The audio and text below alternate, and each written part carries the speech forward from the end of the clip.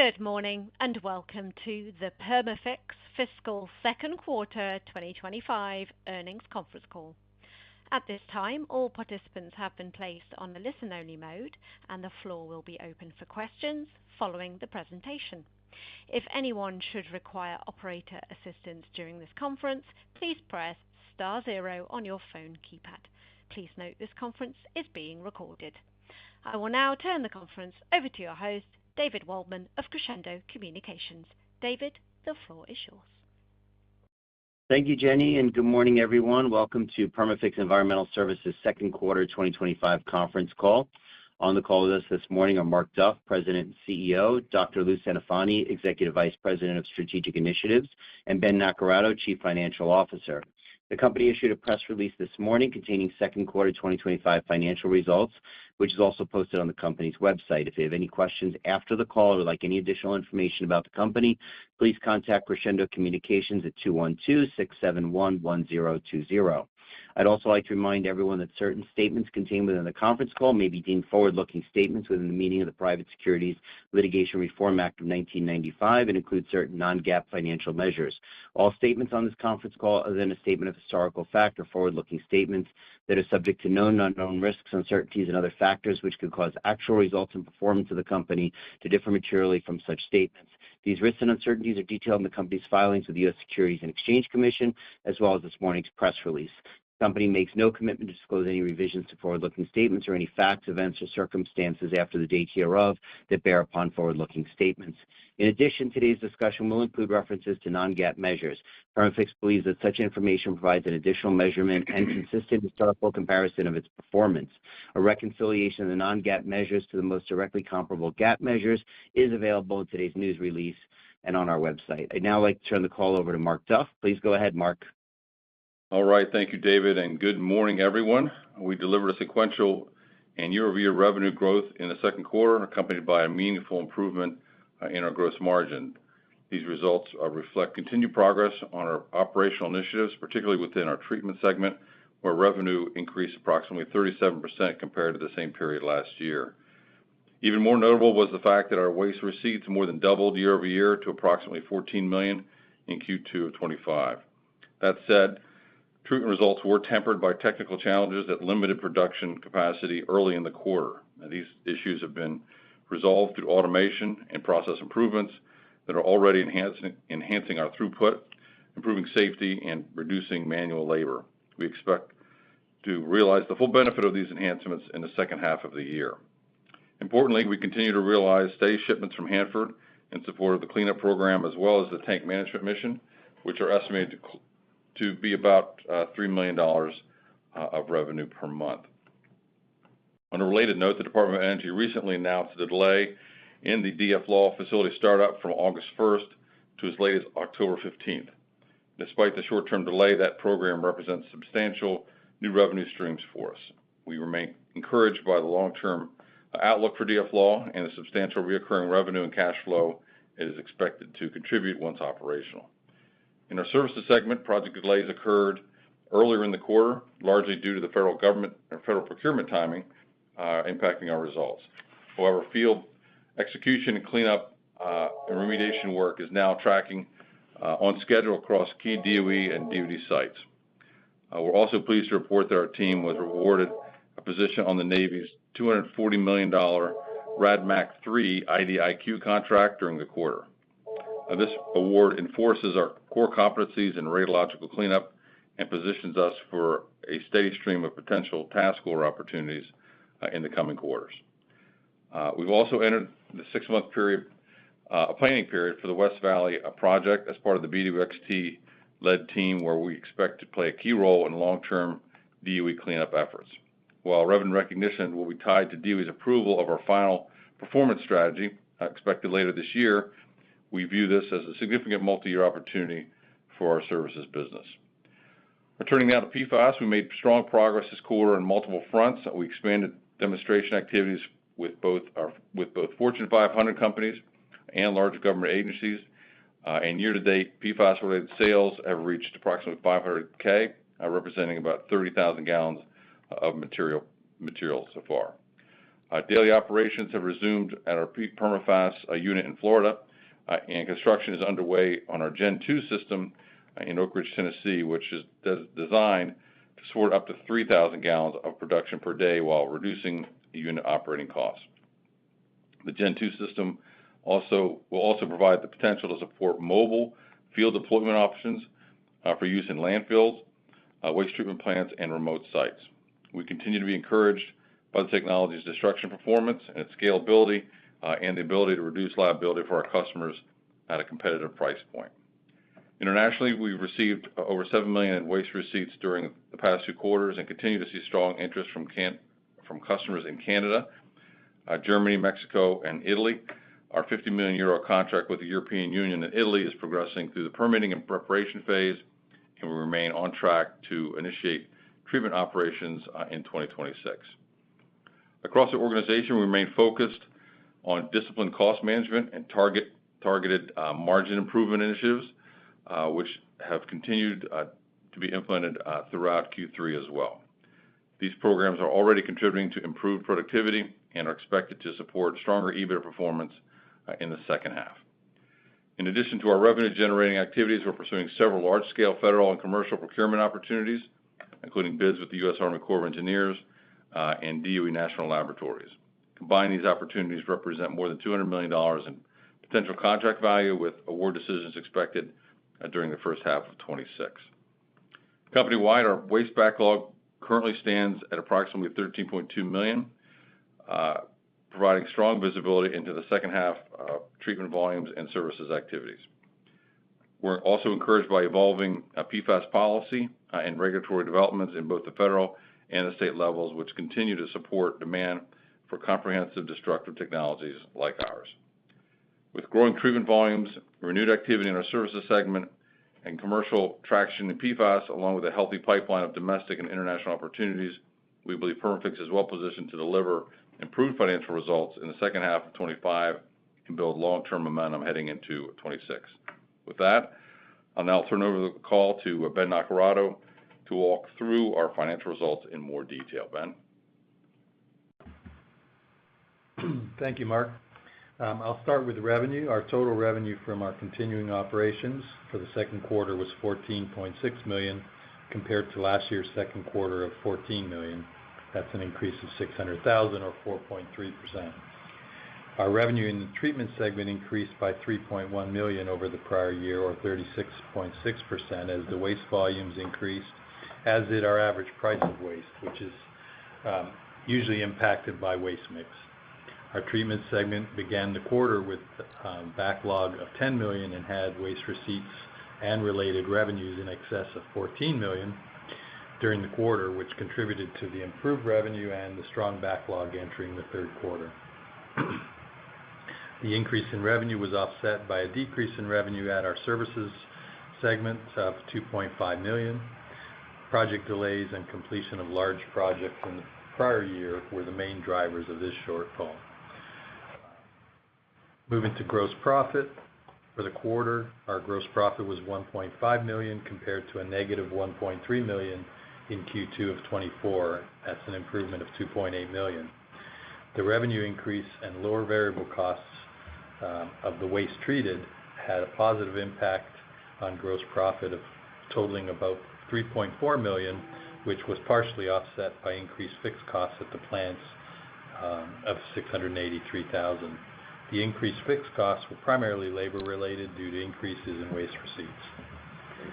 In the service segment, gross profit was relatively flat with prior year, increasing by $90,000, as the impact of lower variable costs and fixed expenses was offset by the impact on gross profit of lower revenue.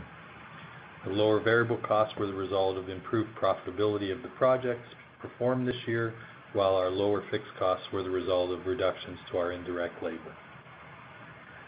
Turning to SG&A, our SG&A costs for the quarter were $4.1 million compared to prior year total of $3.5 million. The increase is evenly split between marketing and admin. Our marketing expenses were higher from higher business development expenses related to PFAS and project bidding. In addition, certain personnel formerly focused on operations are being deployed in a business development role supporting PFAS, DFLAW, and our international opportunities. On the admin side, the addition of our COO and the related travel and benefits with that position had the greatest impact on our increased costs. Net loss for the quarter was $2.7 million as compared to prior year's net loss of $4 million. Our total basic and diluted earnings per share or loss per share for the quarter was 15 cents compared to a loss per share of 27 cents in the prior year. EBITDA from the continuing ops for the quarter was, as defined in this morning's press release, was a negative $2.3 million compared to negative EBITDA of $4.6 million last year. Turning to some balance sheet items, our cash on the balance sheet at quarter end was $22.6 million. Our waste backlog at the end of June was $13.2 million, which is up from $7.9 million at the end of last year and higher than June 30th a year ago, where it was 8.7 at the time. Our total debt for the quarter at quarter end is $2 million, excluding debt issuance costs, most of which is owed to our primary lender, PNC Bank. Finally, I'll summarize our cash flow for 25. Our cash used by continuing operations is $3.8 million. Cash used by discontinued operations is $222,000.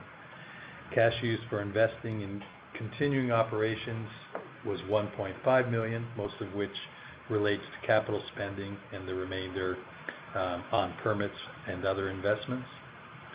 Our cash used for investing for disc ops is $16,000. Cash used for in financing was $626,000, of which approximately $313,000 relates to monthly payments on the term and capital loans, finance leases of $148,000, and payments of $194,000 related to our public offering completed in December of 2024. And this is offset by a small increase in option expenses of $49,000. With that, I will now turn the call over to the operator for questions. Thank you very much. We will now be conducting our question and answer session. If you would like to ask a question, please press star one on your phone keypad now. A confirmation tone will indicate that your line is in the queue. You may press star two if you would like to remove your question from the queue.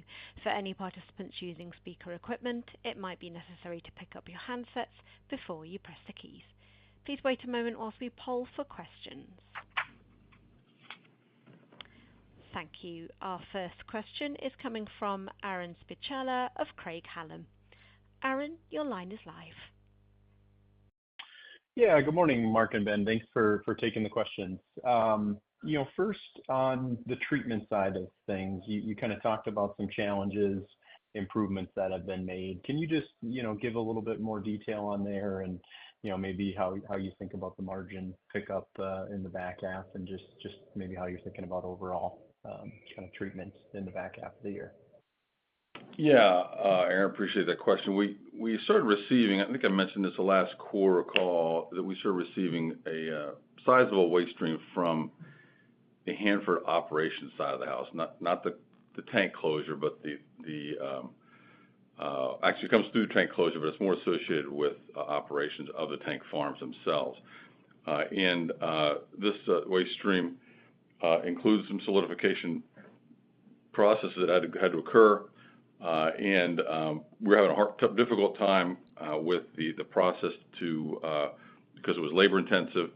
It was going very slow, and we implemented some equipment and did the training and got the permits aligned with it, as well as in alignment with the folks that will take the waste from us on the Hanford site, to make sure that everything worked properly and the performance of the treatment was adequate. So that took several months. We didn't expect it to take.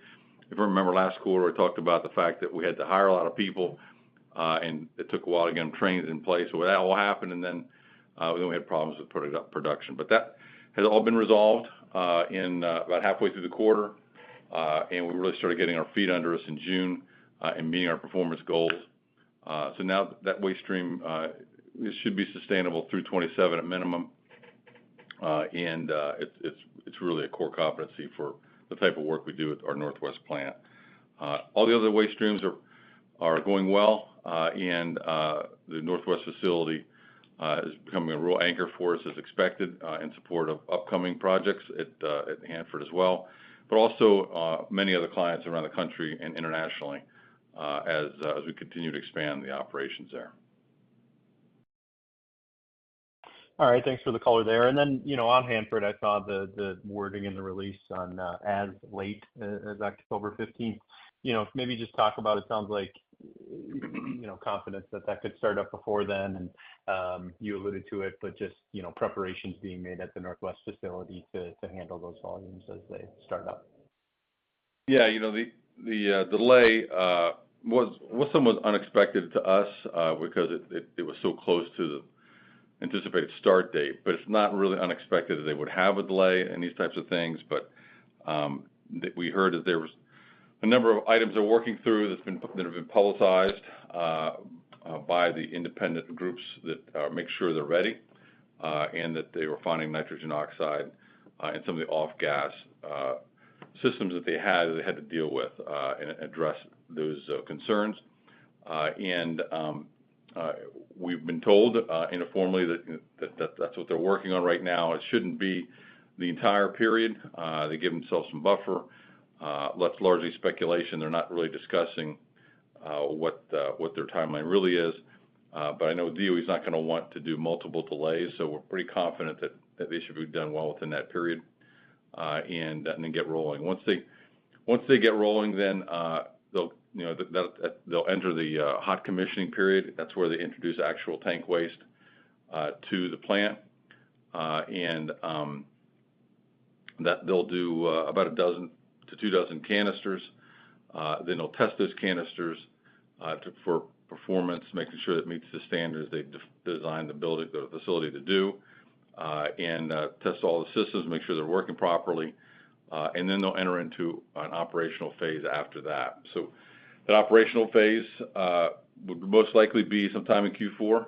Not sure when or how long it'll take between the two phases, but it seems like they're on track, to be in operational phase before the end of the calendar year and get rolling. Did that address your question, Aaron? I'm not sure if I hit all the points. Yeah, no, it does. I mean, maybe just, preparations at Hanford to be able to handle everything. You feel comfortable there, investments that you've made and things like that? Yeah, we've completed our preliminary design of the systems we need to have in place for receipt of that waste. So we're ready to go. We will continue to make investments, capital investments, as the DF law gets rolling into larger quantities. In other words, we'll duplicate the systems we've got and add staff accordingly. But we're ready to go now to do at least the operational period. It's still difficult for DOE to really nail down the different types of waste we're going to be getting. They provided estimates along the way on the total quantities that they're expecting, but there's about a dozen different waste streams, and we're not sure how much of each one that we'll be receiving. So we really got to see how things go during commissioning and early startup to really know how we need to expand so we don't overexpand to support the full operation. Okay, that makes sense. And then, on the services side of things, you talked a little bit about West Valley in the planning period, a little bit on RadMac. Just, how are you seeing that services segment here in the next couple quarters? Is West Valley kind of more of an early, 2026 startup in your eyes, or maybe just some color there would be helpful? Yeah, services had a negative impact on our performance this quarter, particularly. As I mentioned in the notes, there were some delays in field getting into the field and some delays in procurements. Both those are largely attributable to the change in administration and a lot of retirees, a lot of retirements, and uncertainty in the federal government's procurement shops. They're working through those things. I understand It's very common within the DoD as well as DOE with the changes that have been made. The Trump administration is pushing very hard on both those agencies to streamline procurements and make them more efficient. We're starting to see some of that already. But overall, to answer your question specifically, we see that picking up on both the services side in this quarter and next quarter, particularly in regards to several projects that are just now getting rolling and some procurements that we've just submitted bids on at the end of Q2 and beginning of Q3. So West Valley is moving a little slower, a lot slower than we thought it would. We thought we'd be working by now, but the way it goes with these types of contract, again, it's an end state contract. So what that means is you put together a strategy, a very detailed strategy for the next 10 years of what you're going to get done, and then you line up your costs with that to stay within a funding level, and then the Department of Energy approves that, and we're in that strategy stage, pulling the strategy together for the next 10 years. We're intimately involved in the waste management portion of that, and then DOE has to approve that within the funding that they've got. So that's where that process is now. So that finishes up here around the first of the year, and then we're anticipating to be implementing that strategy beginning in Q1. So it just depends on if there's changes to our approach or funding that's moved one way or another could impact that. So that's why we're hesitant to really make a real forecast on the revenue we're going to get from West Valley at this point. But we're still remain very optimistic. Our scope is very important and one of the primary goals for the site in the next several years. So we're optimistic that we'll be playing a critical role in there, but it just hasn't been nailed down yet overall. All right. Thanks for the color and taking the questions. I will turn it over. Okay, thanks, Aaron. Thank you very much. Our next question is coming from Howard Brous of Wellington Shields. Howard, your line is live. Thank you. Basically one question. You anticipate production of DF-LAW to ramp up, and what are our associated revenue expectations from now through 2026? Good morning, Howard. They haven't really given us a lot of detail for the ramp up, but what we've been told informally in meetings and as part of the overall program is, again, they'll do the commissioning now. Once operations start, as I mentioned, will be in Q4. Operations has been informally defined as about 40% production capacity. So if you remember, the design capacity is 1 million gallons a year, and at 1 million gallons a year, they anticipate generating 8,000 cubic meters of waste, and looking at the waste streams that they're talking about here, we're estimating that to be in the $70 to $80 million range for the 8,000 meters. So if you do the math and are running at 40% capacity, in later in Q4, we could anticipate once they get to that point, $2 to $3 million of revenue a month, and they'll be ramping up, as fast as they can, as safely as they can, over the next 18 months after operations begin, to try to get to 70 or 80% operational capacity on their way up to full capacity. So we'll start. I think we're anticipating again, not knowing all the volumes of the different types of waste we'll receive. Again, just to summarize, $2 to $3 million in revenue upon operational phase startup, and then ramp up from there over the next 18 months through 26. That's all I had. Thank you very much. Best of luck. Aaron. Thank you. Bye. Thank you very much. Just a reminder, if there are any remaining questions, you can still join the queue by pressing star 1 on your phone keypad. Our next question is coming from Aaron Warwick of Breakout Investors. Aaron, your line is live. Good morning, gentlemen. Just a question on the Navy contract, or IDIQ, I should say. Could you give us an idea about the size of it and how many different entities there are that are available to bid on those, and just kind of what your expectations are there? Sure, Aaron. I'm glad you asked that. these IDIQs are very difficult to nail down. We have a lot of IDIQs, don't see a whole lot of action. We just submitted a very sizable job with DOE through one of their IDIQs that hasn't seen action in quite a while. This Navy IDIQ for the RADMAC 3 is a very active contract, and if you do the research, if you just type in, Googling it, it runs out of funding. It's that much used. In other words, they pump a lot of funding through this historically. And so it's $240 million, and they have 6 total awards, 3 large business and 3 small business. And again, we're a small business. Small businesses get the bid on all the large business task orders, but not vice versa. They can't bid on the small ones. The big ones can't bid on the small ones. So to answer your question, we already got our first task order, working on it right now. It's due here in a couple of weeks. They don't give a forecast or anything like that. We don't know how it lines up with funding. But it's basically to do radiological remediation, mostly in the California coast, initially in Southern California, San Diego area, and then also we're anticipating a number of projects in the Bay Area as well, where there's been long-term radiological issues. So to answer your question, it's competitive. Each task force is competitive. We're very comfortable that 3 small businesses will be competing with some of the smaller tasks. We know very well, and the type of work that is done within this contract is exactly what our strongest core competencies are aligned with. We have some technologies in these areas, but again, they are competitive, and it's real difficult to really define how much revenue we can anticipate, on an annual basis. Thank you, guys. Thanks, Aaron. Thank you very much. Well, we appear to have reached the end of our question and answer session. I will now turn it back over to the management for their closing comments. All right. Thank you, Jenny. As we move into the second half of 2025, we remain focused on executing against our key strategic priorities, expanding our treatment and PFAS backlogs, driving performance improvements across all our operations, and converting large services and federal bid opportunities.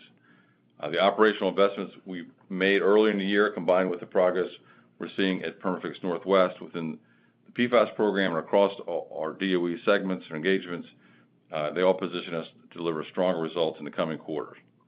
While timing around certain federal procurement processes remains variable, our backlog, our field execution, and our pipeline visibility continue to improve. So in summary, we remain confident in our ability to deliver a stronger financial performance in the back half of the year, supported by the progress we've already achieved. We appreciate your continued support and look forward to updating you again next quarter on our progress. Thank you. Thank you very much. This does conclude today's conference. You may disconnect your phone lines at this time and have a wonderful day. We thank you for your participation.